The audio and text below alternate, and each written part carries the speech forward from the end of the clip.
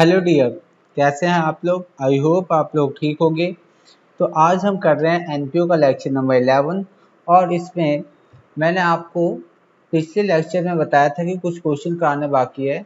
तो उसमें हमारे दो ही क्वेश्चन हुए थे। तो अब हम उसी को आगे बढ़ाते हुए हमारे पास क्वेश्चन नंबर 24 और 25 और 26 इस तरह के जो भी क्वेश्चन है मैं बता देता हूँ आगे कौन कौन से। 24 है, फिर 26 है और फिर 27 है। ये क्वेश्चन हमारे पास जो बच गए थे हम आज उसको करने वाले हैं। तो फिर यही कहूँगा मैं कि 1 आवर में जितना भी हो जाएगा हम कर लेंगे, उसके बाद हम नेक्स्ट लेक्चर में करेंगे। तो स्टार्ट करते हैं। हमारे पास जो क्वेश्चन है 24, वो क्या कहता है। The treasure of royal tennis club presented following receipts and payment account for the year ended 31 मार्च 2019। ठीक है, तो 2019 का ये हमें दे रखा है रिसिप्ट्स एंड पेमेंट अकाउंट। ये रिसिप्ट्स है, हमारे पास कैश दे रखा है, सब्सक्रिप्शन दे रखा है, सेल ऑफ टेनिस इक्विपमेंट। तो ये मान के चलिए जो एनपीओ ये बिजनेस है इनका, वो टेनिस इक्विपमेंट को परचेज भी करती है, सेल भी करती है, इस तरह का है। कोर्ट हायर का मतलब है कि जो जहाँ पे खेल होता है टेनिस का, जो ग्राउंड होता है, मैं ये कहूँगा जो ग्राउंड होता है उसे बोलते हैं कोर्ट। ठीक है, तो वो या तो ये किराए पे देते हैं, हाँ ये किराए पे देते हैं जब इन्हें रिसिट्स हुआ है।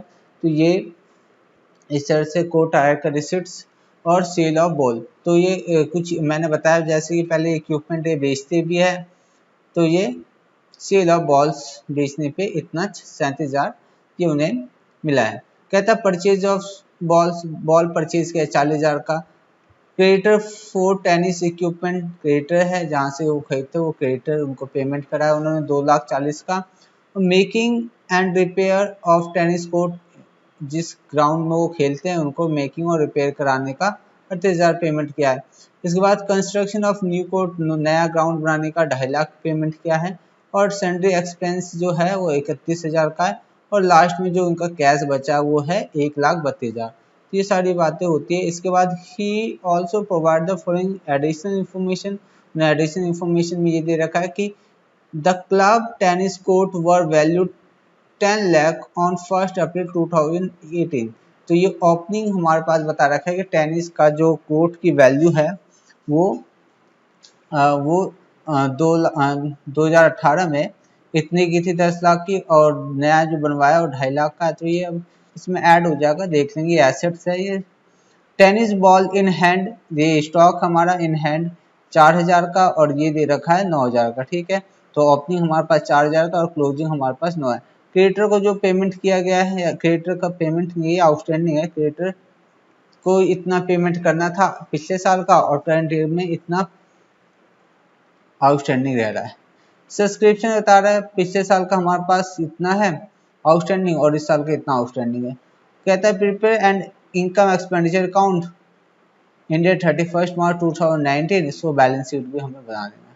तो ये सारी चीज़ें हमने पढ़ ली। अब स्टार्ट कर लेते हैं हम फॉर्मेट खींचते हैं इनकम एक्सपेंडिचर अकाउंट का। बैलेंस शीट बनाएंगे हम दोनों, ओपनिंग और क्लोजिंग। तो फॉर्मेट स्टार्ट करते हैं, फॉर्मेट बना लेते। तो हमने कर लिया है कंप्लीट फॉर्मेट और हम स्टार्ट करते हैं रिसिप्ट से। कहता है बैलेंस जो है बीडी कैश का वो हमारे पास है 1,02,000। तो हम ओपनिंग बैलेंस शीट में कैश में लिख देते हैं, कैश 1,02,000, ये हमारा ओपनिंग हो जाएगा। इसके बाद हमारे पास जो है वो क्या दे रखा है। इसके बाद सब्सक्रिप्शन है, सब्सक्रिप्शन में 2,40,000 है और हमें एडिशनल इंफॉर्मेशन में सब्सक्रिप्शन में क्या रखा था 20,000 पिछले साल का आउटस्टैंडिंग, जो अब मिल चुका होगा। अगर कुछ नहीं कहता क्वेश्चन तो हम ये मान के चलते हैं कि वो अब रिसीव हो गया है, उसे मैनेज करेंगे और ये ऐड कर लेंगे। तो हमारे पास सब्सक्रिप्शन के लिए हम वर्किंग नोट बना लेते हैं। तो अच्छा रहता है जब वर्किंग नोट बना लेते हैं और हम सारी चीज़ दिखा देते हैं वर्किंग नोट में। तो यहाँ पे वर्किंग नोट नंबर 1 और लिखेंगे subscription for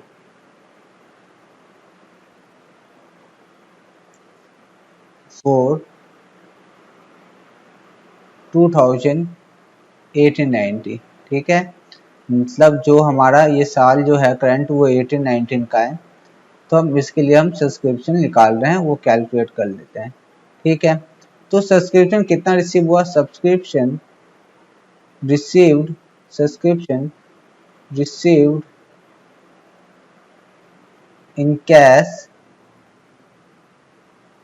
during the year during the year कितना, तो वो अमाउंट है हमारे पास ड्यूरिंग द ईयर जो सब्सक्रिप्शन रिसीव हुआ है वो कितना है 2,40,000। कितने का 2,40,000 का। तो 2,40,000 हमारे पास यहाँ अमाउंट लिख देते हैं 2,40,000।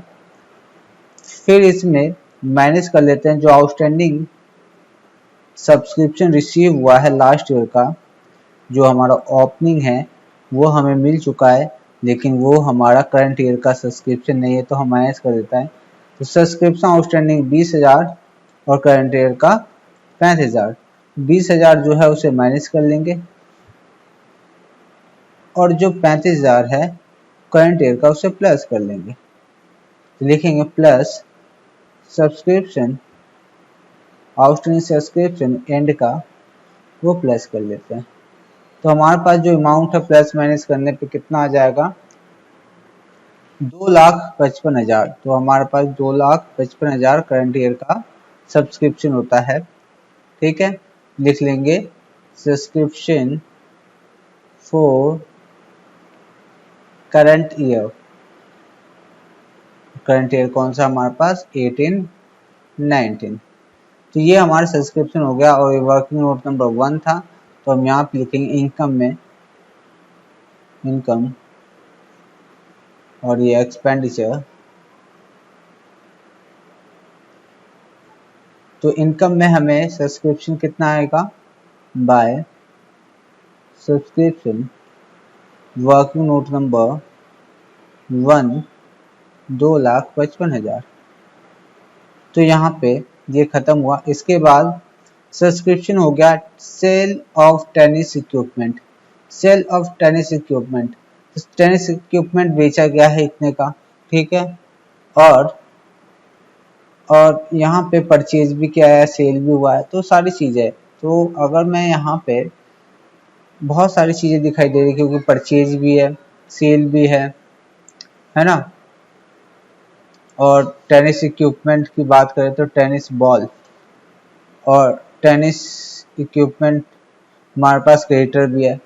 तो इतनी सारी चीज़ें है। तो अब हमें क्या करना चाहिए कि यहाँ से हमें इस पे वर्किंग नोट पे काम करना चाहिए। वर्किंग नोट बनाकर हमें देखना चाहिए कि क्या ट्रीटमेंट हो सकता है इसका। तो स्टार्ट करते हैं इसका वर्किंग नोट। पहले तो हम क्रेडिटर से कितना पेमेंट किया, क्या हमने परचेज किया वो निकालते हैं। तो हमारे पास वर्किंग नोट नंबर 2 में हम ये बना रहे हैं कि creator for tennis equipment account में। देखो इसको बनाने से हमें क्या पता चलेगा, मैं ये बता देता हूँ। देखो हमारे पास ओपनिंग में कुछ क्रिएटर है, क्लोजिंग में कुछ क्रिएटर है। ठीक है, अब ओपनिंग में कुछ क्रिएटर है, क्लोजिंग में क्रिएटर है और हमने पेमेंट भी किया है क्रिएटर को। तो हमें ये पता चल जाएगा कि यहाँ से हमने करंट ईयर में जो वैल्यू, जितने वैल्यू का हमने परचेज किया है वो कितने वैल्यू का है। तो ये चीज़ हमें देखने को मिलता है यहाँ से।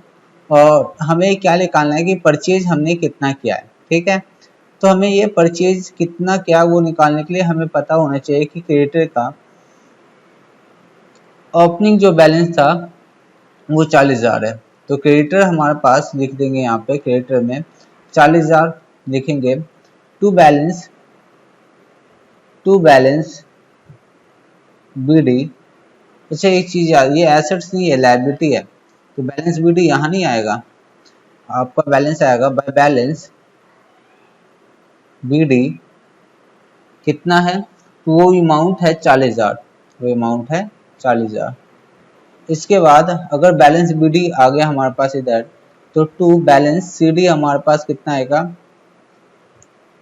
टू बैलेंस सीडी जो हमारे पास दे रखा वो कितना दे रखा है 30,000। वो अमाउंट दे रखा 30,000। ठीक, तो हमने लिख दिया 30,000। और हमने जो पेमेंट किया, देखो लायबिलिटी अभी 30,000। हम अब देखो कम हमने पेमेंट किया ना क्रेडिटर को, तो कितने का किया, तो वो बैंक से लिख लो, कैश लिख लो, कितने का किया था हमने पेमेंट। तो हमारे पेमेंट वाले अकाउंट में दिखाई देगा कि हमने कितने का पेमेंट किया। तो हमने पेमेंट किया था कुछ 2,20,000 का, 2,20,000 ये रहा। तो 2,20,000 का हमने पेमेंट किया है, 2,20,000 का हमने पेमेंट किया है। ये लिखो 2,20,000। तो हमारे पास टोटल हमारे पास इतना आता है, ये होगा 2.5 लाख। तो मुझे बताओ अगर 2.5 लाख का ये 2.5 लाख टोटल हो गया, 40,000 हमने पिछले साल का, तो करंट ईयर में जो हमारे पास आएगा, जो इक्विपमेंट हमने टेनिस जो खरीदा है, टेनिस इक्विपमेंट, वो कितने का हो जाएगा, तो हो जाए 2,10,000। तो इतने का हमने परचेज किया है ना, ये टोटल हमारे पास टोटल सिम होता है, इतने का हमने परचेज किया। तो मैं यहाँ पे इसको लिख दूँ, तो ये लिख देंगे परचेज, ठीक है। तो ये हमने परचेज किया टेनिस इतने का।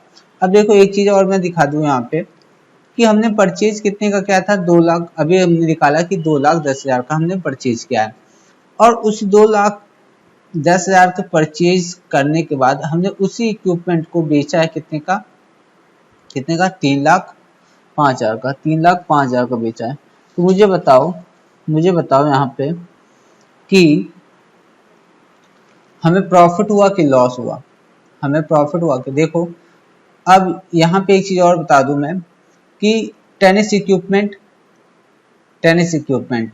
ठीक है, टेनिस बॉल और टेनिस इक्विपमेंट दोनों अलग अलग चीज है, ठीक है, इस चीज को एक साथ नहीं समझना। तो हमने 2,10,000 का जो परचेज किया है उसे हमने बेच दिया कितने का, 3,05,000 का, तो हमें प्रॉफिट हुआ है। तो हम इस प्रॉफिट को इनकम मान के इनकम ट्रीट कर लेंगे, और इनकम में हम कहाँ लिखेंगे, प्रॉफिट फ्रॉम टेनिस इक्विपमेंट लिखेंगे यहाँ पे, प्रॉफिट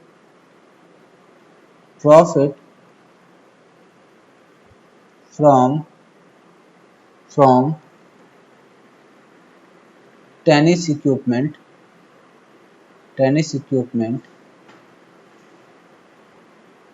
ठीक। तो टेनिस इक्विपमेंट, तो बताओ हमने सेल कितने का किया है, तो सेल हमने किया है 3 लाख का, 3 लाख हमने सेल जो किया है वो सेल किया है 3,05,000 का, 3,05,000। और परचेज कितने का किया था, परचेज तो हमने किया था 2,10,000 का, 2,10,000 का। तो प्रॉफिट कितना हुआ, तो प्रॉफिट हुआ है 95,000। तो ये हमने लिख दिया 95,000 का प्रॉफिट हुआ। तो ये हो गया हमारा टेनिस से रिलेटेड जितना भी एडजस्टमेंट था। अब हमें कुछ नहीं दे रखा। अब कोर्ट हायर से रिसिप्ट हुआ, तो हमारा ये इनकम ही है। तो लिखो बाय कोर्ट हायर, कितना है, कोर्ट हायर है 27,000। उसके बाद क्या है, उसके बाद हमारे पास सेल ऑफ बॉल। अब सेल ऑफ बॉल की बात हो गई है। अब इसमें भी हमें एडजस्टमेंट है। सेल बॉल हमारे पास पहले का भी स्टॉक है ना, और हमने सेल भी किया है, तो ये सारी चीजें। और यहाँ पे और कोई चीजें, परचेज बॉल परचेज भी क्या है। तो अब इसमें बहुत सारे अलग अलग आइटम है, तो हम इसका वर्किंग नोट से इसको सॉल्व करेंगे और इसे देखेंगे क्या बन निकलता है इससे। तो आते हैं इसका भी वर्किंग नोट बनाते हैं। वर्किंग नोट में क्या है, बनाओ वर्किंग नोट नंबर 3। तो वर्किंग नोट नंबर 3 में हम टेनिस बॉल अकाउंट बनाएंगे, और टेनिस बॉल अकाउंट क्या है, एक एसेट्स अकाउंट है।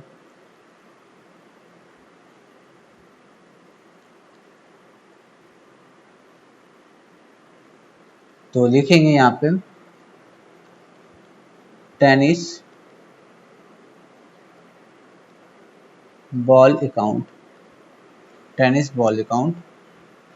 तो ये हमारे पास, तो टेनिस बॉल अकाउंट का बैलेंस बीडी जो है ओपनिंग हमारे पास कितना दे रखा था, वो है 4,000।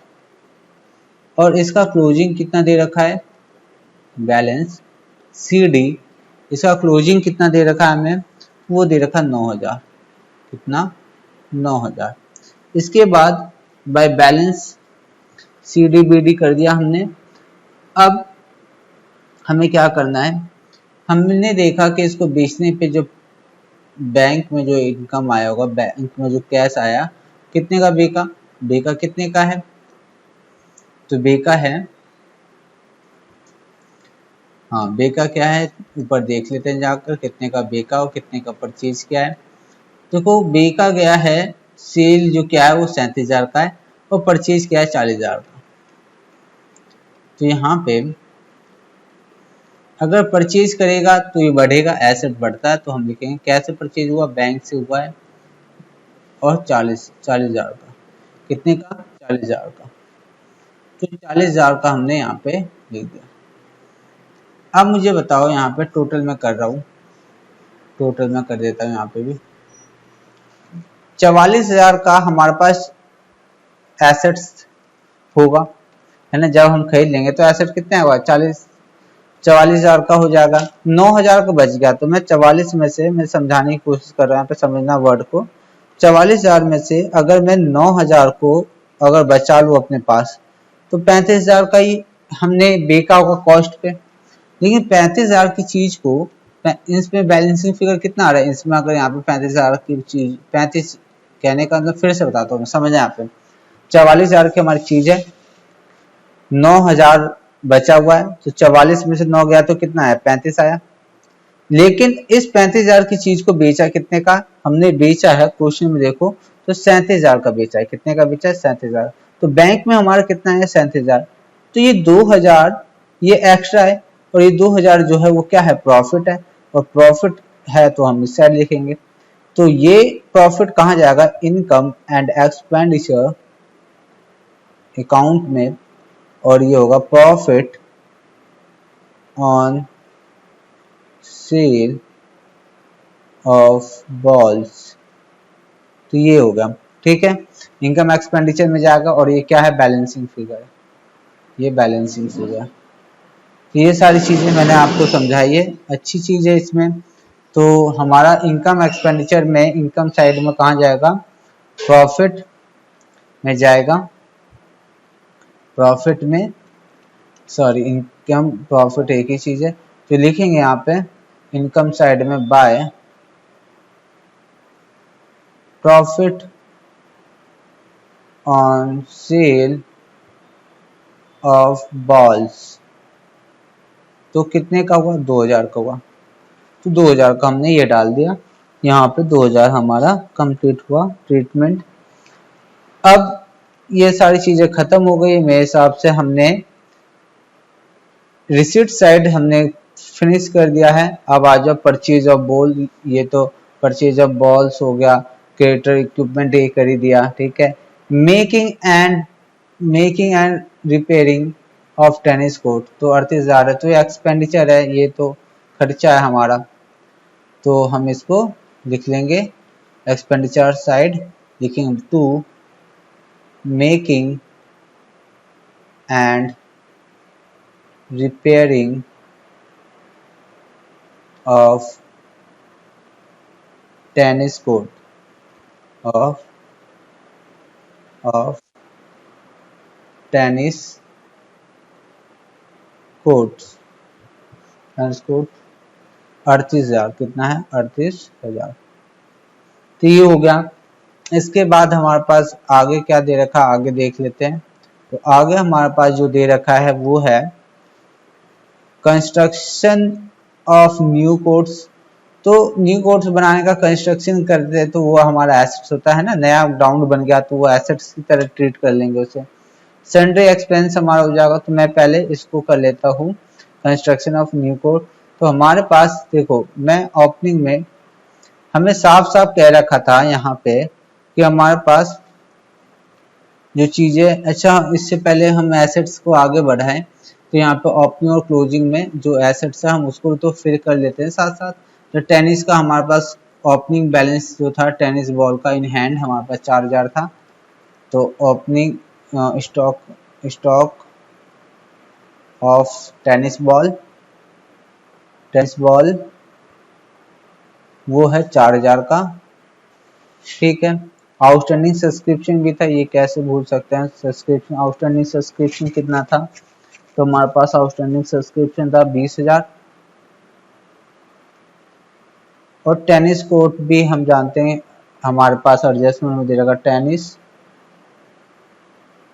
कोर्ट, वो दे रखा था 10 लाख का, तो वो भी हम लिख लेंगे।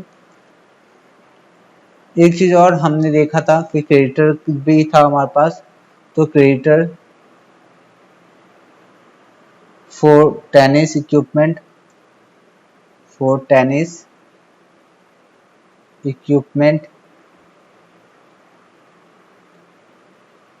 वो कितना था, टेनिस इक्विपमेंट था 40,000।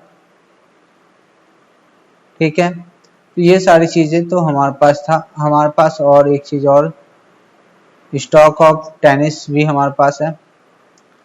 स्टॉक ऑफ टेनिस बॉल वो कितना था, वो हमारे पास था 9,000। उसके बाद हमारे पास हमने देखा था कि टेनिस कोर्ट पिछले साल से जो हमारे पास आ रहा था, टेनिस कोर्ट जो है वो 10 लाख का था। और हमारे पास इस साल भी हमने उसमें न्यू टेनिस कोर्ट जो बनाया है, न्यू टेनिस कोर्ट वो भी हमारे पास इस साल 2.5 लाख का तैयार किया है, तो वो भी हमारे पास आ जाएगा। टोटल 12,50,000 का अमाउंट बन जाता है। तो ये सारी चीजें हो गई। इसके बाद हमारे पास इस साल सारी चीजें, क्रेडिटर की बात करें तो क्रेडिटर भी तो था हमारे पास, क्रेडिटर फॉर टेनिस इक्विपमेंट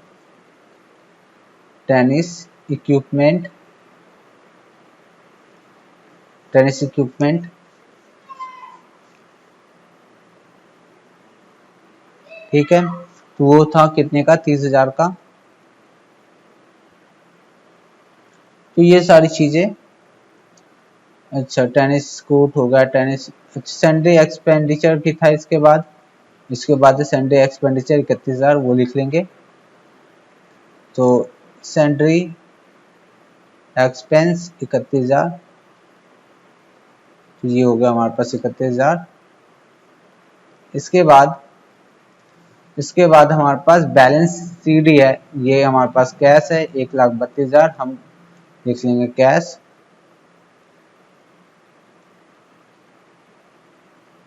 1,32,000, तो ये बन के हमारे पास आ जाता है 1,32,000। अब हम यहाँ पे कैपिटल फंड निकाल लेंगे, इसको बैलेंस मिला लेंगे और देखते हैं हमारा क्या बैलेंस मैच करता है कि नहीं। तो यहाँ पे आते हैं हम, पहले इसमें हम मिला लेते हैं। तो हमारे पास टोटल आ गया 11,26,000। टोटल में से हमने 40,000 माइनस किया, तो कैपिटल फंड आ गया हमारे पास 10,86,000। तो कैपिटल फंड आ गया हमारे पास। अब इस कैपिटल फंड से हम यहाँ पे ओपनिंग आ गया, हम यहाँ पे लिख लेंगे कैपिटल फंड। तो कैपिटल फंड निकाल दिया, ये तो हो गया कैपिटल फंड। लेकिन यहाँ पे हमने सरप्लस या डेफिसिट देखते हैं क्या आता है। तो हम ऐड करते हैं, दोनों साइड में से हमें दिखाई दे रहा है कि हमारा इनकम साइड ज़्यादा बड़ा है। तो हमारा टोटल यहाँ पे आ गया 379,000। हमने टोटल लिख दिया 379,000 और इन्हें माइनस करने के बाद हमारे पास जो सरप्लस है वो 310 फिर 000 है। तो ये हमारे पास हो गया है excess of income over expenditure, और ये हमारा बैलेंसिंग फिगर है। ठीक, तो ये हमारे पास टोटल यहाँ पे हमने कंप्लीट कर दिया है, सारी चीज़ें हो गई है। अब हमें यहाँ पे लिखना है कैपिटल फंड। कैपिटल फंड हमारे पास कितना है, तो कैपिटल फंड हमारे पास 10,86,000, 10,86,000 और फिर इसमें प्लस करेंगे सरप्लस। सरप्लस हमारे पास 3,10,000 था, हमने ऐड करना है 3,10,000 में 10,86,000, तो ये ऐड करने पे आ रहा है हमारे पास 139,600,000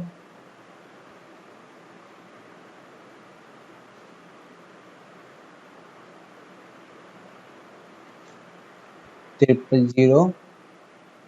तो 000 हमने ये लिख दिया। 13,96,000। तो अब करना क्या है, टोटल करते हैं और देखते हैं हमारा आंसर मैच करता है कि नहीं। तो हमारा आंसर मैच करता है बिल्कुल। हमने यहाँ पे सारी चीज़ें ठीक प्रॉपर तरीके से किया है। तो ये हुआ हमारा क्वेश्चन ख़त्म।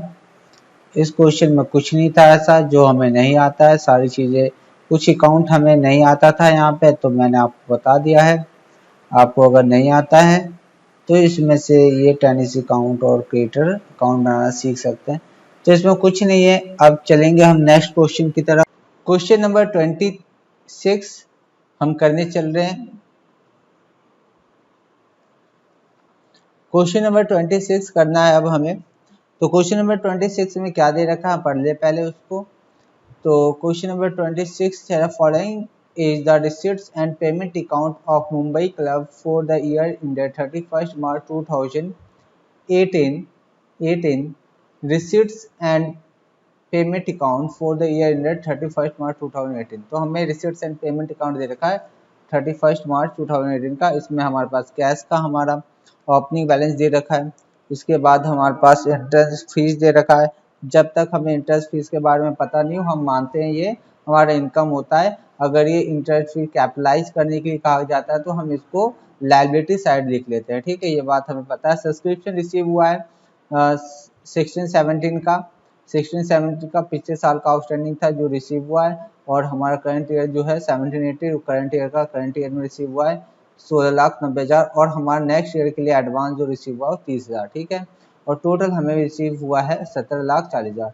तो लॉकर रेंट ये हमारी इनकम है। और ये हमारा सब्सक्रिप्शन फॉर गवर्नमेंट पार्टी, तो ये हमारा एक स्पेसिफिक फंड है, तो हम वहाँ पर ट्रीट कर लेंगे, स्पेसिफिक फंड है।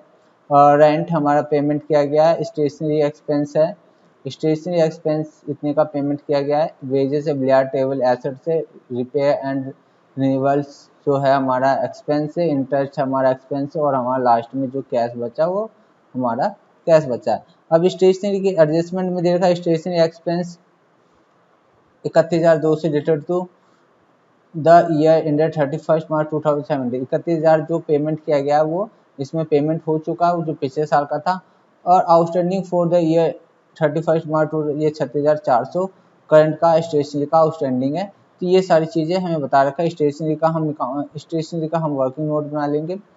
और subscription paid for the year ended 31st March 2018, तो ये हमारे पास आउटस्टैंडिंग पिछले साल का है ना, पिछले साल का, इस साल का, मैं भूल गया कंटेनर, ये हमारे इस साल का आउटस्टैंडिंग है। Subscription for the governor party outstanding for the year ended 31st March 2018 55,000, ठीक। तो ये नहीं मिला है, ये 55,000 हमारा स्पेसिफिक है, ऊपर से ये 55,000 नहीं मिला, तो ये भी हम देख लेंगे, ट्रीट कर लेंगे, एक एसेट साइड आ जाएगा और स्पेसिफिक फंड में इसको जोड़ देंगे। Governor party is to be held in April 2018, तो अप्रैल 2018 में होना है, मतलब नेक्स्ट ईयर आ गया ये, ठीक है। तो इस तो कोई दिक्कत नहीं है, नेक्स्ट ईयर आ गया तो हमें अभी से हम फंड इकट्ठा कर रहे हैं।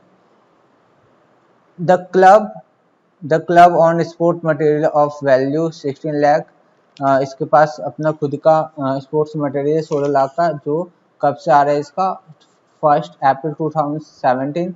तो ये ओपनिंग हो गया। This was valued at 13,50,000 on 31st March 2018. Stock include sports material of 50,000 which is to be right of not usable. तो इसमें स्पोर्ट्स मटेरियल में थोड़ी चीज़ें यहाँ पे दे रखी, तो स्पोर्ट्स मटेरियल से रिलेटेड हम एक अकाउंट बना लेंगे। ठीक है, हम अकाउंट बना लेंगे तो ज़्यादा अच्छा रहेगा। तो ये सारी चीज़ें देख लेंगे, स्पोर्ट्स मटेरियल से रिलेटेड क्या चीज़ें।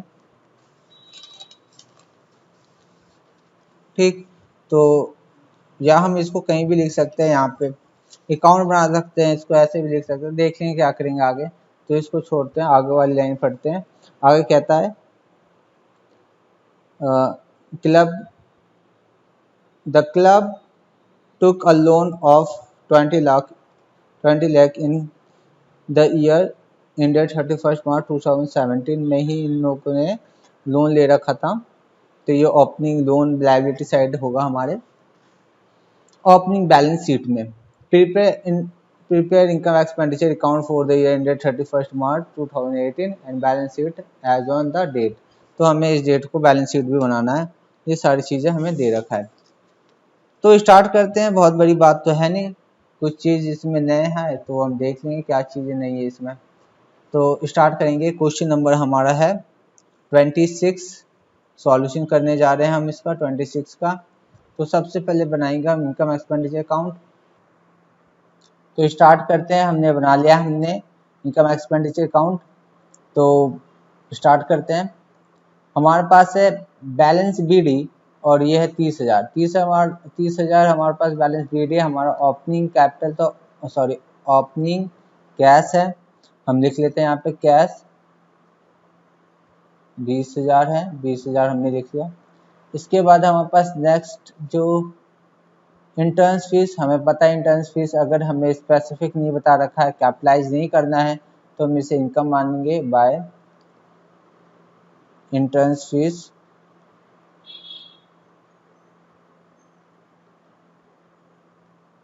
तो ये इंटर्न्स फीस हो गया हमारे पास कितने का, 55,000 का। ठीक, कितने का, 55,000 का। तो लिख दिया हमने 55,000। इसके बाद हमारे पास क्या है, इसके बाद हमारे पास है इंटर्न्स फीस के बाद 55,000 सब्सक्रिप्शन जो है देखो 16-17 का भी है, इसमें 17-18 और 18-19 का है। तो ये सारी चीज़ें दे रखा है। तो हम सब्सक्रिप्शन के बारे में हम यहाँ पे पढ़ लेते हैं क्या है। सब्सक्रिप्शन अनपेड 31 मार्च 2018 का इतना है। सब्सक्रिप्शन गवर्नर पार्टी है, ये तो हमारे पास गवर्नर पार्टी की बात कर रहा है। तो आते हैं, सबसे पहले हम देख लेते हैं कि 16-17 का जो आउटस्टैंडिंग है हम अपने ओपनिंग बैलेंस शीट में लिख लेते हैं। तो आउटस्टैंडिंग सब्सक्रिप्शन कितना है, वो आउटस्टैंडिंग सब्सक्रिप्शन जो है वो 20,000 है। कितना है, 20,000 है। एक मिनट अमाउंट देख लेते हैं, कुछ तो गलत हो गया क्या। सॉरी, कैश 30 है और ये 20 है। ठीक है, तो कैश हमारा 30 है, कैश 30 है और ये 20 है। ठीक है, इसके बाद हम यहाँ पे भी देख लेते हैं आउटस्टैंडिंग जो सब्सक्रिप्शन दे रखा है हमें, आउटस्टैंडिंग सब्सक्रिप्शन हम यहाँ पे देख लेते हैं। जो हमारा क्लोजिंग आएगा सब्सक्रिप्शन कितना बता रखा है आउटस्टैंडिंग, वो कहता है कि 86,000 यही है ना। हाँ, तो आउटस्टैंडिंग सब्सक्रिप्शन 86,000 है, जो आउटस्टैंडिंग है 86,000 लिख लेते हैं 86,000। अब हमें करंट ईयर का पता करना है कि सब्सक्रिप्शन कितना है। और देखो यहाँ पे एक चीज़ और देख लो कि यहाँ पे एडवांस भी हमें रिसीव हुआ है कितने का, 30,000। क्या एडवांस लास्ट ईयर कोई एडवांस है हमारे पास, कोई लास्ट ईयर का कोई एडवांस है क्या। लास्ट ईयर का कोई एडवांस यहाँ पे नहीं, गवर्नर पार्टी है, कोई लास्ट ईयर का कोई एडवांस की बात नहीं है। मैं अगर एडवांस होता तो मैं कहाँ लिखता लास्ट ईयर का एडवांस, यहाँ पे लिखता। तो यहाँ पे मैं एडवांस सब्सक्रिप्शन नहीं है, इसी मैं नील छोड़ रहा हूँ यहाँ पे। आपको पेपर में अगर लिखना है, आपको पेपर में लिखने की कोई ज़रूरत नहीं है, तो यहाँ पे एडवांस सब्सक्रिप्शन भी लिख देते हैं, एडवांस सब्सक्रिप्शन। और वो सब्सक्रिप्शन कितना है एडवांस, तो वो सब्सक्रिप्शन है 30,000, वो सब्सक्रिप्शन है 30,000। तो ये हमने एडवांस सब्सक्रिप्शन लिख लिया। अब हमें करंट ईयर में कितना सब्सक्रिप्शन हमें इनकम में शो करना है वो निकालना है। तो उसके लिए हम क्या कर लेते हैं, एक छोटा सा वर्किंग नोट बना लेते हैं और इससे हमारा सब्सक्रिप्शन पता चल जाए। छोटा सा वर्किंग नोट बनाते हैं, फिर छोटा सा वर्किंग नोट बना लेते हैं। तो स्टार्ट करते हैं नीचे,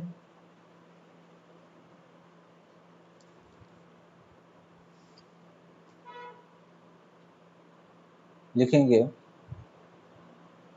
वर्किंग नोट नंबर 1 और यहाँ पे कैलकुलेट करेंगे सब्सक्रिप्शन। तो मैं यहाँ पे एक लाइन बना देता हूँ और लाइन से मैं शो करूँगा कि सब्सक्रिप्शन जो हमारा ओपनिंग था 31 मार्च 2017 और ये लास्ट हमारा 31 मार्च 2018, ये है, ठीक है। तो आउटस्टैंडिंग सब्सक्रिप्शन जो था वो कितना था, मैं यहाँ पे लिख देता हूँ, वो था 20,000।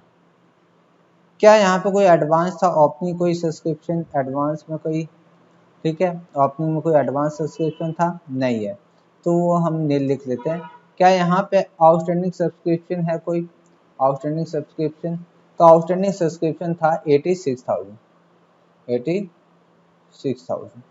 तो आउटस्टैंडिंग सब्सक्रिप्शन कितना था, 86,000। क्या यहाँ पे एडवांस था, कोई एडवांस सब्सक्रिप्शन है, तो वो कितना है, वो था हमारे पास 30,000, 30,000। अब आ जाओ हमें सब्सक्रिप्शन पता करना है during the year.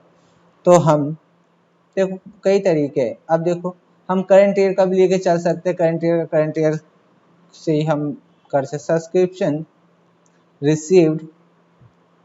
Received for current year, for current year कितना सब्सक्रिप्शन रिसीव हुआ फॉर करंट ईयर, 16,90,000, 16,90,000। मैं इसको दिखाता हूँ इस अमाउंट को क्योंकि कंफ्यूज होने की चांसेस है।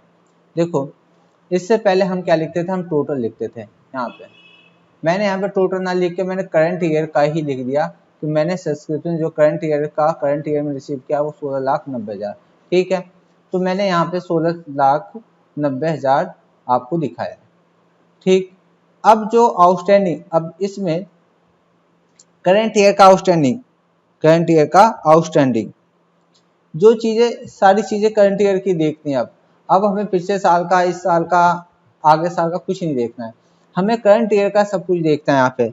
तो अब मुझे बताओ जो आउटस्टैंडिंग करंट ईयर का था, जो हमें रिसीव होना था और नहीं मिला, वो कितना है, subscription, outstanding subscription and for जो करंट ईयर के लिए है, जो करंट ईयर के लिए है, वो कितना था, 86,000। कितना है, 86,000।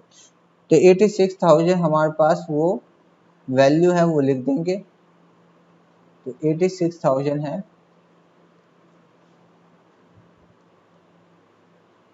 86,000। इसके बाद देखो अगर advance subscription for current year के लिए अगर कोई एडवांस आया होता, मतलब पिछले साल हमारे लिए कोई एडवांस मिल जाता, हमारे एनपीओ को एडवांस रिसीव होता पिछले साल, तो वो करंट ईयर के लिए होता। लेकिन पिछले साल कोई एडवांस तो मिला ही नहीं, तो हम क्या करेंगे, यहाँ पे नील करके इसको कैलकुलेट कर लेते हैं। तो कितना आ जाएगा टोटल, तो हमारे पास आएगा 17,76,000, 17,76,000। ये करंट ईयर का हमारा सब्सक्रिप्शन हुआ। तो लिखेंगे वर्किंग नोट से हमने निकाला है सब्सक्रिप्शन, वर्किंग नोट नंबर 1 से 17,76,000 कितना 86 में 76,000 है कि नहीं। तो यहाँ तक हमने सब्सक्रिप्शन का भी काम खत्म कर लिया है। अब हमें इसके ऊपर जो एडजस्टमेंट था वो भी हमने कर लिया है। अब हमें अगला जो पॉइंट है वो कहता है लॉकर रेंट इनकम है और कितने का इनकम है 50,000 का। तो लिख लेंगे यहाँ पे कोई एडजस्टमेंट तो है नहीं, लॉकर पे कोई एडजस्टमेंट देखो तो कोई एडजस्टमेंट लॉकर पे नहीं है, तो हम लॉकर रेंट को इनकम लिख लेंगे, लॉकर रेंट 50,000, कितना 50,000। इसके बाद हमारे पास जो है लॉकर रेंट के बाद क्या है, लॉकर रेंट के बाद हमारे पास क्या है, तो लॉकर रेंट के बाद हमारे पास जो है subscription for governor party. Governor party का मतलब होता है बड़े बड़े जो स्टेट के लोग होते हैं उनको पार्टी के लिए स्पेशल फंड क्रिएट कर रखा है। तो सब्सक्रिप्शन फॉर गवर्नर पार्टी, तो ये हमारा करंट ईयर के क्या हो जाएगा, करंट ईयर के लायबिलिटी साइड है क्योंकि ये स्पेसिफिक फंड है, करंट ईयर के लायबिलिटी साइड क्योंकि स्पेसिफिक फंड है। तो मुझे बताओ गवर्नर पार्टी पे कोई एडजस्टमेंट था, कोई एडजस्टमेंट था, तो गवर्नर पार्टी पे हमने क्वेश्चन में पढ़ लिया था कि एक एडजस्टमेंट तो था ही था। तो यहाँ पे देखते हैं कहाँ गया, तो subscription for governor party outstanding for the year ended 31 March 2018। तो इतना जो है सब्सक्रिप्शन आउटस्टैंडिंग करंट ईयर के आउटस्टैंडिंग की बात कर रहा है, तो 55,000 जो है वो आउटस्टैंडिंग है। तो अभी हम बैलेंस शीट में जाकर इसका प्रॉपर ट्रीटमेंट करते हैं। तो क्या था, सब्सक्रिप्शन फॉर गवर्नर पार्टी कितना था, तो 3,45,000 था। ठीक है, अब एक चीज और, जो आउटस्टैंडिंग है वो ऐड करेंगे, आउटस्टैंडिंग जो 55,000 वो ऐड करेंगे, आउटस्टैंडिंग जो 55,000 वो ऐड करेंगे, और वो आउटस्टैंडिंग जो है वो इधर भी आएगा, वो आउटस्टैंडिंग इधर भी आएगा। तो outstanding subscription for governor party कितना आ रहा है, outstanding subscription for governor party 55,000। ये यही से अब दिमाग में एक बात आ सकती है, सर आपने ये क्या किया, गवर्नर पार्टी का सब्सक्रिप्शन जो है आउटस्टैंडिंग है, ठीक है आउटस्टैंडिंग है, अब आपने दोनों तरफ एक ही बार में दोनों तरफ लिख दिया। अब देखो यहाँ पे मैं थोड़ा समझाऊंगा कि गवर्नर पार्टी, देखो गवर्नर पार्टी जो है स्पेसिफिक फंड है, उसके ऊपर सब्सक्रिप्शन नहीं आया, उसके ऊपर सब्सक्रिप्शन नहीं आया, कुछ आउटस्टैंडिंग है, तो आउटस्टैंडिंग है वो हमारे फंड में ही तो जुड़ेगा, वो फंड का ही तो पैसा है, तो फंड में ऐड हो गया।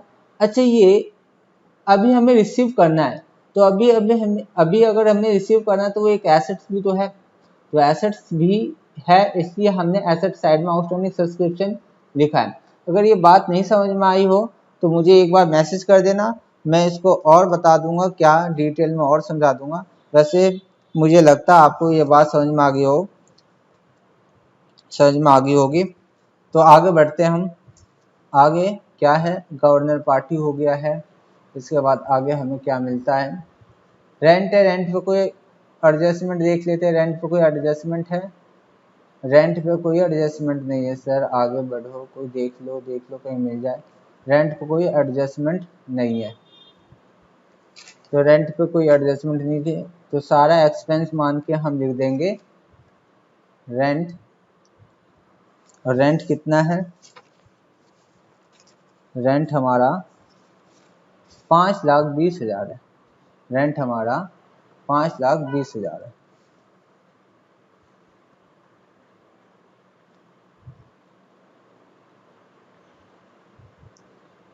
5,20,000। इसके बाद रेंट के बाद हमारे पास कितना है, स्टेशनरी एक्सपेंसेस।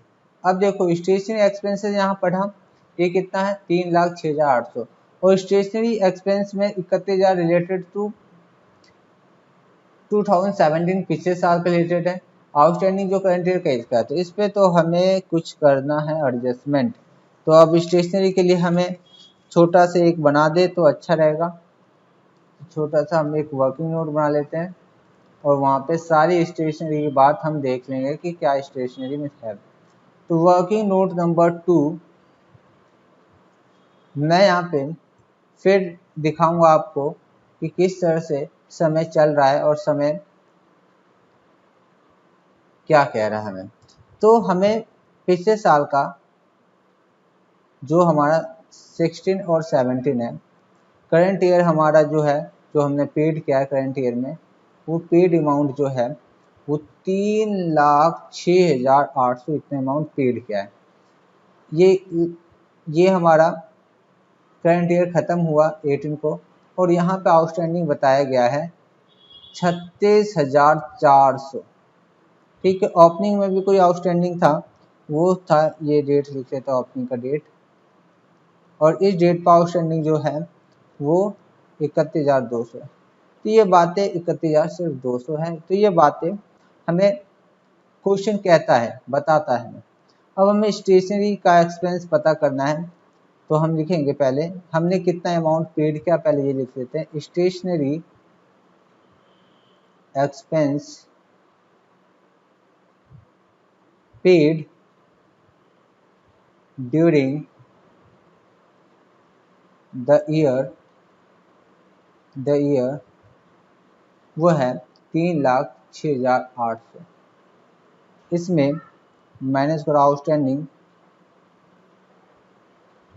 ओपनिंग, तो आउटस्टैंडिंग ओपनिंग कितना है, ओपनिंग कितना 31,200। ये हम माइनस कर देंगे क्योंकि ये हमारे करंट ईयर का एक्सपेंस नहीं है। फिर आउटस्टैंडिंग जो हमारा एंड का होगा वो हमने ऐड करना है, वो ऐड करना है क्योंकि हमने इसका यूज किया है, जब तो हमारे ऊपर आउटस्टैंडिंग आया है। जो अमाउंट प्लस माइनस करने के बाद आएगा वो हमारा क्या होगा, करंट ईयर का करंट ईयर का हमारा स्टेशनरी का एक्सपेंस होगा। तो ये बात हमें यहाँ से मालूम चल जाएगा। तो ये हमारे पास कितना अमाउंट आएगा, ये आएगा 3,12,000, 3,12,000, 3,12,000। ठीक है, क्या ठीक है अमाउंट, कोई दिक्कत? तो कोई दिक्कत नहीं है, कैलकुलेशन हमारा ठीक है। स्टेशनरी फॉर करंट ईयर का स्टेशनरी जो है वो ये आएगा 3,12,000, 3,12,000। और मैं यहाँ पे जो भी चीज़ करते हैं उसका आउटस्टैंडिंग और ये सारी बातें पहले की लिख लेते हैं। आउटस्टैंडिंग स्टेशनरी जो कितना था, आउटस्टैंडिंग स्टेशनरी, तो वो था आउटस्टैंडिंग स्टेशनरी वो था 31,200। आउटस्टैंडिंग हम करंट ईयर के बैलेंस शीट में भी लिख लेते हैं। आउटस्टैंडिंग स्टेशनरी वो है, कितना है वो है 36,400, 36,400। और इसका मैं टोटल करके बाहर लिख देता हूँ तो ये हो जाएगा 4 लाख, 4 लाख। ठीक है, अब हम यहाँ पे इसके बारे में स्टेशनरी का जो यूज हुआ है, स्टेशनरी वो कितना आ जाएगा, 3,12,000, 3,12,000। तो ये बातें होती है यहाँ पे ख़त्म, स्टेशनरी हो गया। इसके बाद वेजेस है, वेजेस पे कोई अगर हमारा एडजस्टमेंट तो हमने देखा था, पढ़ा था, वेजेस पे कोई नहीं एडजस्टमेंट है तो हम पूरा वेजेस एक्सपेंस मान लेंगे 5,33,000 पूरा एक्सपेंस है हमारे लिए। तो वेजेस 5,33,000, 5,33,000। ठीक है, इसके बाद क्या है, तो इसके बाद हमारे पास है वेरिएस के बाद बिलियर्ड टेबल। और बिलियर्ड टेबल जो है वो एसेट्स होता है। उस पे बिलियर्ड टेबल पता है ना, मैंने आपको पहले ही बता रखा है। बिलियर्ड टेबल जिसपे 4 हॉल होते हैं, उसमें डंडे से लेके बेटा बॉल को डालते हैं, ये इसी को कहते हैं बिलियर्ड टेबल। ठीक है, तो बिलियर्ड टेबल के बारे में नीचे तो कुछ ऐसा नहीं है, पहले से कोई बिलियर्ड टेबल की बात हुई नहीं है। तो बिलियर्ड टेबल हमारा एसेट्स होगा और इसको हम एसेट्स में डाल देंगे। ठीक, तो हम करंट ईयर, ये करंट ईयर में हमने परचेज किया है, तो करंट ईयर के एसेट्स में आएगा बिलियर्ड टेबल।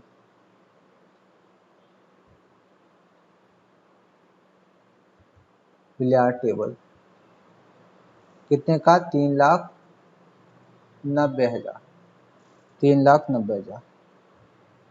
तो ये हो गया 3,90,000।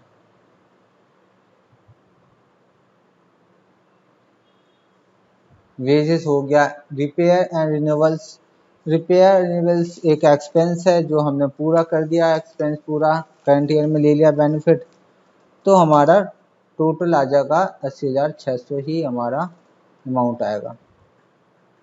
तो लिख लेते हैं हम इसे, लिखेंगे। अच्छा, यहाँ पे मैंने कहीं भी टू नहीं लगाया, वो लगा लेते हैं। टू रिपेयर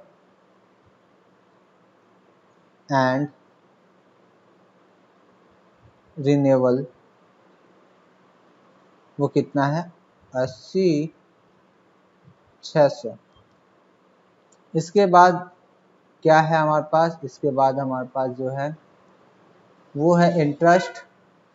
इंटरेस्ट हमारा 1,50,000 है, 1,50,000 है, तो कुछ एडजस्टमेंट नहीं है, तो टोटल अमाउंट आ जाएगा हमारा इंटरेस्ट। इंटरेस्ट हमने पे किया होगा, ठीक है। एक इंटरेस्ट होता है रिसीव करना, एक होता है पे। अगर पेमेंट साइड है तो इसका मतलब है पेमेंट किया है, हमने पे किया है, तो इंटरेस्ट आ गया। इसके बाद हमारे पास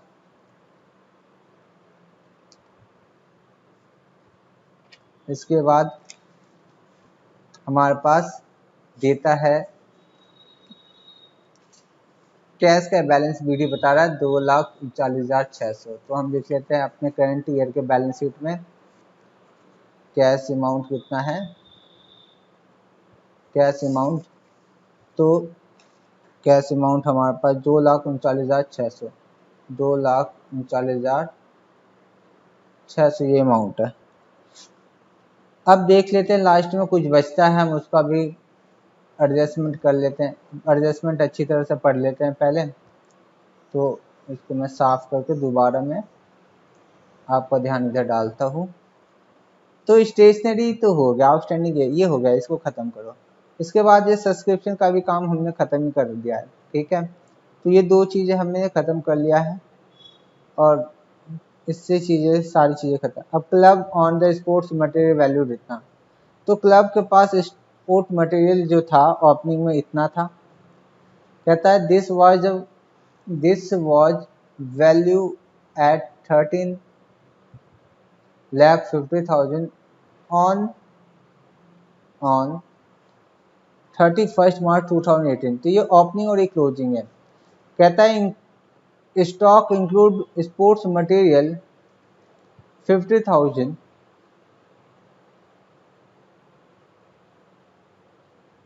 50,000 which is to be write off beginning. अब कह रहा 50,000 का वो स्पोर्ट्स मटेरियल इसमें है जो यूजलेस है, खराब हो चुका है, ठीक है, वो इसमें है, तो अब वो वैल्यू खत्म हो गई, कहता है। तो ये सारी चीजें दे रखा है, ठीक है। तो हम ये सारी चीज़ों को माइनस करके हम देख रहे हैं कि क्या हमने कंजप्शन कर लिया है। तो देखते हैं, पहले स्टार्ट करते हैं। तो मैं इसका चाहता हूँ कि मैं आपको अकाउंट बना के दिखा दूँ तो अच्छा क्लियर हो जाएगा। तो मैं एक काम करता हूँ, मैं अकाउंट बना के दिखाता हूँ, ठीक। तो मैं इसे अकाउंट बना के दिखा देता हूँ।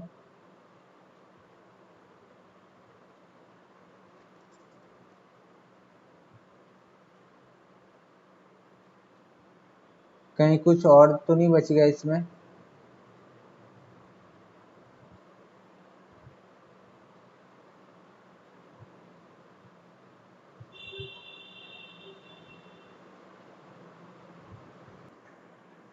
तो स्टार्ट करते हैं हम यहाँ पे कि हम मटेरियल के बारे में देख रहे थे कि क्या होता है उनका। तो मटेरियल में हमने देखा कि ओपनिंग जो हमारे पास opening stock of sports material वो कितना दे रखा है, वो दे रखा है 16 लाख।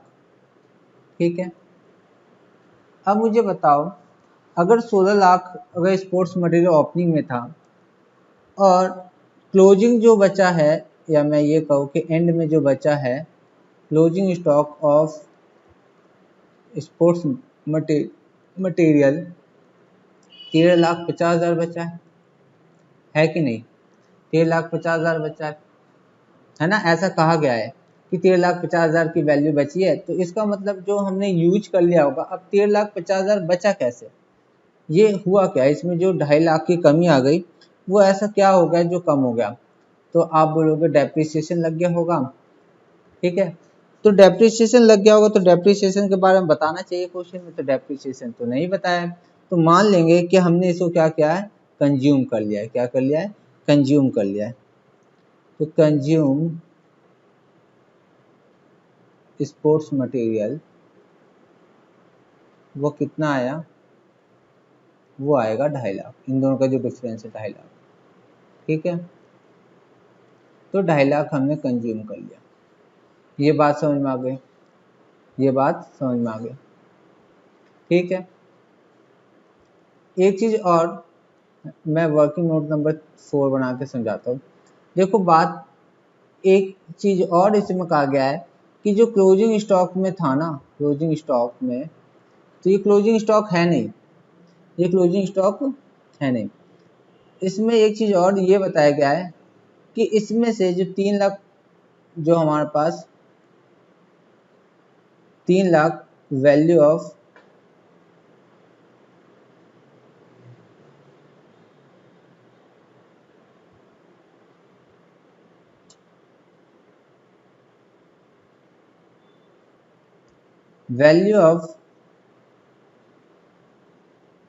स्पोर्ट्स मटेरियल 3,50,000 में ये बताया गया है कि 50,000 जो है वो जो है राइट ऑफ कर दो, क्योंकि अब वो यूज होने लायक नहीं है।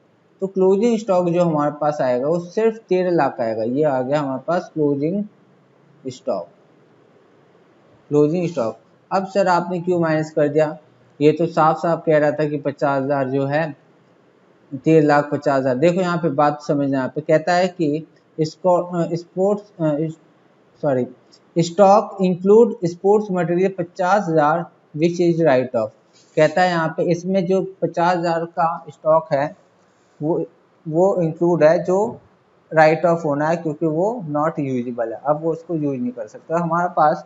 तो हमारे पास अब जो बचेगा, अगर मैं लास्ट के बैलेंस शीट में लिखूंगा, करंट ईयर के बैलेंस शीट जिसे मैं एंडिंग कहूँगा, तो वहाँ पे स्पोर्ट्स मटेरियल मटेरियल सिर्फ आने वाला है 13 लाख, 13 लाख। ठीक है, और यहाँ पे तो ओपनिंग में तो हमें पता ही है स्पोर्ट्स मटेरियल कितना था, स्टॉक ऑफ स्पोर्ट्स मटेरियल वो है 16 लाख।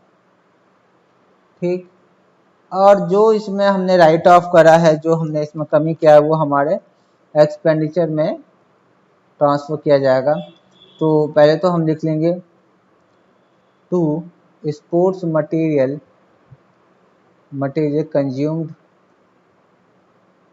कंज्यूम्ड वो 2.5 लाख का कर लिया हमने। और जो यार डेप्रिसिएट बोले या हम उसको बोलते राइट ऑफ, ठीक है, कुछ बोले, स्पोर्ट्स मटेरियल रिटर्न ऑफ वो हो जाएगा 50,000। ये चीज हमने कर लिया, और अब लगता है कि सब कुछ खत्म है। हम देख लेते एक बार और एडजस्टमेंट को घूर ले हम ठीक से, कोई छूट ना जाए कोई ऐसा। हाँ, एक चीज रह रहा है वो है लोन। तो क्लब पे लोन भी है 20 लाख का। तो ये करंट ईयर में नहीं है, पिछले साल से आ रहा है, तो हमारे पिछले साल के बैलेंस शीट में होगा और करंट ईयर के बैलेंस शीट में होगा, क्योंकि इस साल पेमेंट तो किया नहीं गया है ना। इस साल अगर चुका दिया जाता तो हमारा पेमेंट साइड में तो इसका कुछ ट्रांजेक्शन होता। तो यहाँ पे लिखेंगे लोन, और लोन लिखने के बाद यहाँ पे 20 लाख, ठीक है। और इसमें भी लिखेंगे हम 20 लाख। तो यहाँ पे आ जाएगा लोन जो है 20 लाख का। तो 20 लाख का लोन यहाँ पे भी आ गया। तो ये हुआ अब खत्म। क्वेश्चन में अब हमें प्लस माइनस करके देख लेना है कौन क्या और कितना बनता है। तो अब देखने जा रहे हैं हम, प्लस कर लेते हैं। तो जैसे हमें दिखाई दे रहा है, कैलकुलेट कर लेते हैं। तो टोटल हमारा आ गया है, एक्सपेंडिचर साइड ज़्यादा है हमारा टोटल में, तो 18,96,600 है। तो इस साइड हमें पता चल रहा है कि डिफिसिट आएगा। तो लिखेंगे बाय डिफिसिट, और यहाँ पे माइनस करने पे आ रहा है हमारा 14,600। और ये जानते हैं हमारे पास ये बैलेंसिंग फिगर होगा हमारा, और ये excess of expenditure over income, ठीक है। एक्सपेंडिचर ज़्यादा है, इनकम कम है। इसके बाद हमें क्या करना है, इसके बाद हमारे क्या होने वाला है, आगे हम देखने वाले हैं कि इसका भी बैलेंस शीट देख ले कितना आ रहा है। तो यहाँ पे 16, 16, 30, और यहाँ पे देखो, यहाँ पे इसमें देखो नई चीज मिली यहाँ पे आपको। इसमें ये देखा जा रहा है कि ये साइड जो है, ये साइड ज़्यादा है और ये साइड कम है, दिखाई दे रहा होगा, ये साइड कम है। तो ऐसा होता है, बिल्कुल हो सकता है। तो यहाँ पे हमने देखा प्लस करा तो 20,31,000 आएगा, 20,31,200, 200, ठीक है। 20,31,200। अब यहाँ पे जो हमारे पास बैलेंसिंग फिगर आएगा वो है कैपिटल फंड, और कैपिटल फंड यहाँ पे नेगेटिव है, ठीक है। कैपिटल फंड जो है नेगेटिव है, तो मैं बोलूँ कैपिटल फंड डिफिशेंसी। तो ये कितना आ गया, ये अगर हम देख लेते हैं कितना माइनस कर लेते हैं इसमें से, 20,31,200 में से माइनस कर लो 30 और 20 50, तो 16,50,000, 16,50,000। तो हमारे पास कैपिटल फंड जो आ रहा है वो आएगा, वो आ जाएगा हमारे पास 3,81,200, 3,81,200। तो इसको हम स्टार्ट करते हैं करंट ईयर का बैलेंस शीट। और करंट ईयर का बैलेंस शीट में हमें क्या बनाना है, हमें क्या लिखना है, देखो कैपिटल डेफिसिट है वो हम यहाँ लिख देंगे। अब देखो डेफिसिट जो हमारा इनकम एक्सपेंडिचर से आएगा डेफिसिट, वो हम यहाँ पे लिख के ऐड कर लेंगे, जो भी आएगा हम यहाँ पे अमाउंट डालकर बैलेंस शीट को टैली कर लेंगे, ठीक है। तो ये हो गया, लेकिन मुझे इससे एक्स्ट्रा आपको कुछ और बता देना है। देखो अगर डेफिसिट आता है, देखो बैलेंस शीट के बारे में और एक्स्ट्रा नॉलेज दे देता हूँ कि डेफिसिट जब आएगा तो किस तरह से होगा। देखो मैं बता देता हूँ यहाँ पे, ये हमारे पास जैसे मान लो कैपिटल फंड है, तो कैपिटल फंड जो है, कैपिटल फंड में जो सरप्लस होगा, अगर कैपिटल फंड अगर सरप्लस में है, ठीक है, अगर कैपिटल फंड अगर सरप्लस में है तो, या मैं ये कहता हूँ, रुको मैं इसको ठीक से समझा देता हूँ। अभी हमने क्या देखा, अगर कैपिटल फंड इस साइड आ जाता है, कैपिटल फंड अगर नेगेटिव है तो उसमें डेफिसिट को क्या करेंगे, जोड़ देंगे, ठीक है। या ये हो सकता है कि कैपिटल फंड, या तो ये हो सकता है, कि कैपिटल फंड हमारा नेगेटिव होगा, कैपिटल फंड हमारा नेगेटिव होगा और उसमें हम अगर हमारा सरप्लस हुआ तो हम माइनस करेंगे, सरप्लस हुआ तो माइनस करेंगे। इसके बाद अगर मान लो सरप्लस हमारा कैपिटल फंड नेगेटिव था लेकिन सरप्लस हमारा बहुत ज़्यादा है, ठीक है, तो अगर सरप्लस हमारा बहुत ज़्यादा है तो हमारे यहाँ पे बनेगा कैपिटल फंड, वो अब तो पॉजिटिव हो जाएगा ना। तो सरप्लस में से माइनस करना होगा कैपिटल डेफिसिट को, ठीक है, कैपिटल डेफिसिट को। तो ये बात एक्स्ट्रा है जो मैंने आपको बता दिया। देखो होता है क्या, फिर से बताता हूँ मैं। अगर कैपिटल फंड हमारा नेगेटिव है तो हम लिखते हैं उसको एसेट साइड, अगर डेफिसिट हुआ है तो हम उसको ऐड करके और आउटर कॉलम में लिख देंगे यहाँ पे, ठीक। अगर हमारा कैपिटल फंड नेगेटिव है और हमें सरप्लस हुआ है तो हम क्या करेंगे, कैपिटल फंड में से उस नेगेटिव सरप्लस में नेगेटिव फंड में से हमें सरप्लस को माइनस करना होगा। इसके पीछे अगर मैं रीजन बताऊं तो अब क्या, कैपिटल फंड जो हमारा नेगेटिव था वो अगर नेगेटिव है इसका मतलब उसमें कमी है, तो सरप्लस होने से क्या होगा, सरप्लस होने से क्या होगा कि जो डेफिसिट है वो मिनिमाइज हो जाएगा, कम हो जाएगा। अगर और ज्यादा सरप्लस हो गया तो वो इस साइड आ जाएगा। तो ये सारी चीजें अगर नहीं समझ में आया तो आप बता देना, मैं दोबारा इसको बता दूंगा, एक्सप्लेन कर दूंगा, लेकिन समझ में आ गया होगा। तो आज के लिए इतना ही, ये क्वेश्चन खत्म हुआ और इससे ज़्यादा और कुछ है भी नहीं। तो अब क्वेश्चन नंबर हम कर लेंगे नेक्स्ट 27 है, उसको कर लेंगे। तो नेक्स्ट वीडियो में मिलते हैं आपसे। Thank you, bye bye.